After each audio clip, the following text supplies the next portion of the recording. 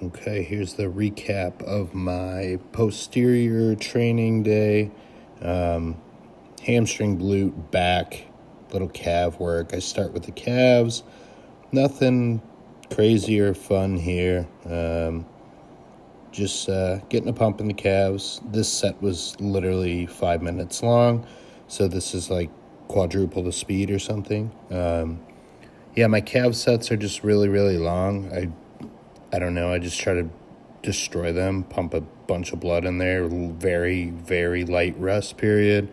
Lots of stretching in between, loaded stretches. Nothing exciting about calves for me. I just train them very, very hard and just brutalize them till they're absolutely cramping and burning. That's the only way your calves are going to grow. They're used to so much work and abuse because we're walking on them all the time. They really need a new stimulus to grow. Now we get into the leg curls. These felt good today. Just constant tension on the hamstring alone is what I'm thinking about. Trying to keep my calves out of it. That's part of the reason I do calves first, to try to get some proprioception with them, know where they are in space, have a pump in there, a little bit of a pre-fatigue. That way, what I'm trying to do is point my toes towards me in these sets and really just focus on the hamstring.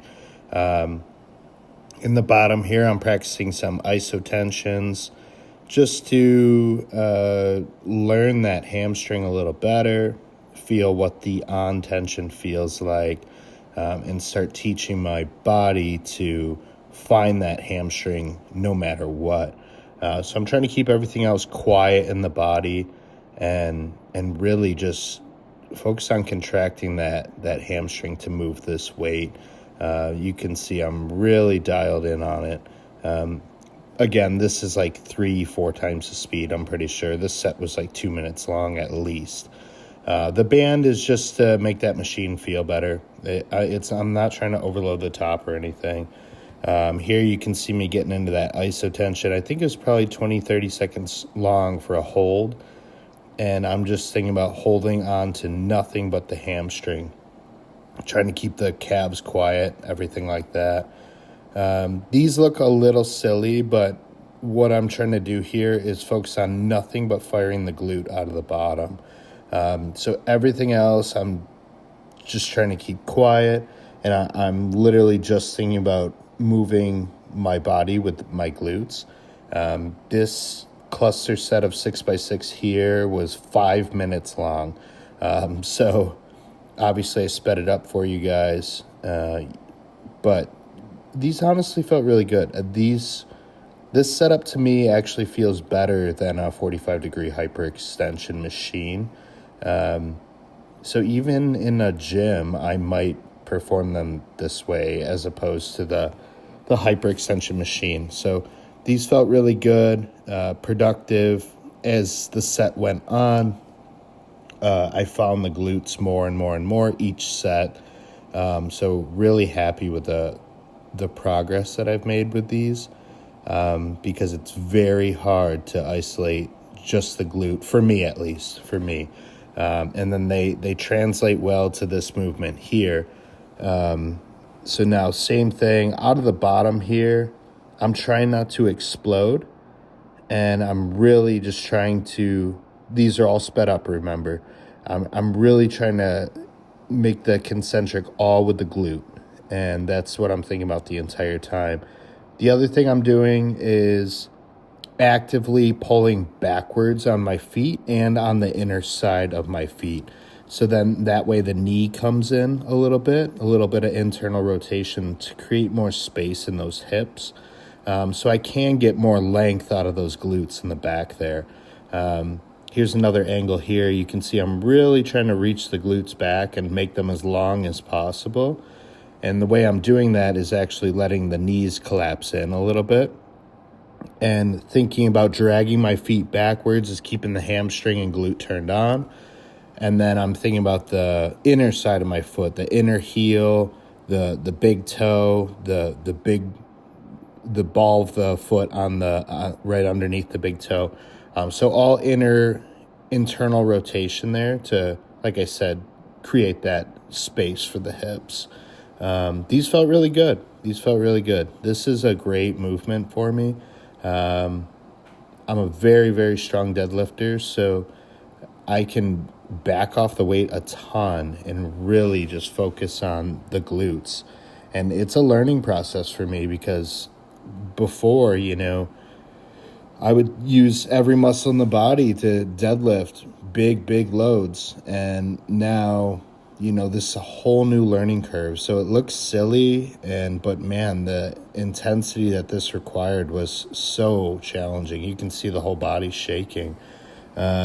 Here's my favorite T-bar rows. We're using the prime handle. The attachment's just resting under that barbell and just balancing there. So these were really good. I hit a set of 12 to 13 here, I think, and then some extra cheat reps at the end. Again, this is all sped up. These were pretty controlled. After this, I did a drop set of a lighter weight, higher reps, really just forcing a ton of blood and squeezing it.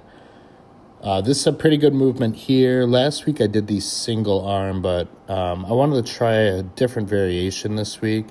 I will probably do this again. I like back movements that are kind of swoopy and scraping and dragging, and this hits all of those things for me.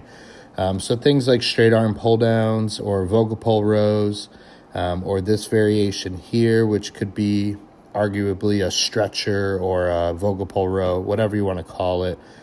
Anything that's kind of swooping and dragging and squeezing, I really like for the back. The back does require some heavy movements like rows too. Not everything's going to be pretty and flexy and stretchy, but you got to hit the back with weight too. The back's going to respond really well to sometimes just slanging and banging some heavy pig iron. So, but I really like this stuff. I get a great pump from it. And let's be honest, I do think it helps bring out detail. Some people will say that's bullshit, but I don't know for sure.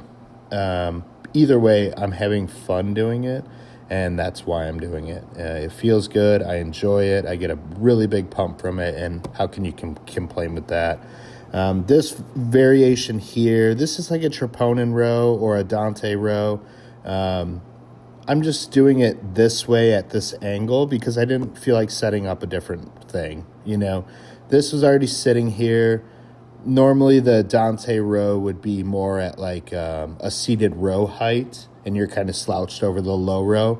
But this worked fine. It felt great. I did a muscle round 6x4 to finish out the workout. In between each set, I'm kind of holding like a static stretch. So the lats are actually turned on right there. I'm not relaxing really in between the sets. So overall, really good workout. I think it was productive. You'll see my check-in photos next of my 2 back poses. But overall, I think my back has progressed quite a bit this year, which I'm happy about. It was a big focal point. So here's some of the training that led to that. So hopefully this helps you guys a bit on when you're structuring your training, on maybe new things to try, cues to try, things like that. So let me know below if it helps, and here we go. Thanks again for watching. Go join the Chase Irons Forum, chaseironsforum.com. Thanks, guys.